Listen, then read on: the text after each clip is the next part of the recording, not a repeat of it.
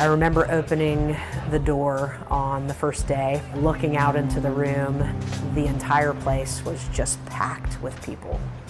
All the tickets came in at one time, and we kind of like, just got the all living hell beat out of us that night.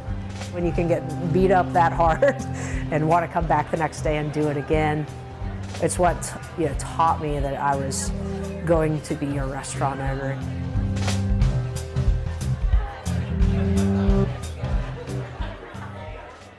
Opening a restaurant is always a little bit of a gamble because so much can change in a community and there's a lot that you're taking a chance on.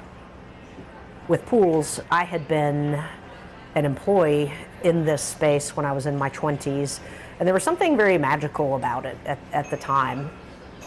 The concept of the American diner just kind of puts people at ease. I just felt that even as an employee here. But at the time I sort of thought to myself, I'm going to go on and do something else because I'm never going to own this place, which made it kind of fun later down the line to end up having the opportunity to make this our first business. I grew up in a home where food was just tremendously important. My dad was a truck driver, and he would come home from all these routes and be inspired to cook food that he ate on the road. He and my mother both grew vegetables and preserved and cooked all day and entertained, and so it was just a really big part of our childhood. I thought it was all about the food, and a handful of years later, looking back, I realized so much of it was about sharing that food with everybody who was in that room and watching how people feel when they share time over a meal. There was just something about this city that I really liked. It felt like a place where I had the chance to figure out who I was at the time and who I was going to be. Raleigh was at a time of big change.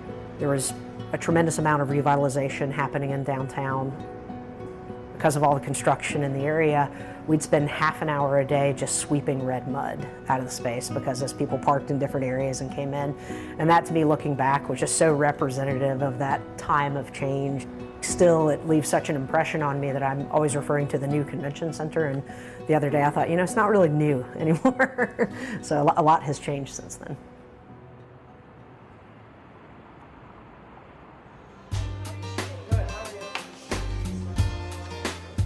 I think there was a time in food where things weren't so openly shared, and there wasn't a real sense of food community. That time feels like so different and just total 180 from where we are now. And it can't just be about how do I make my restaurant survive. It has to be how do we make our community thrive.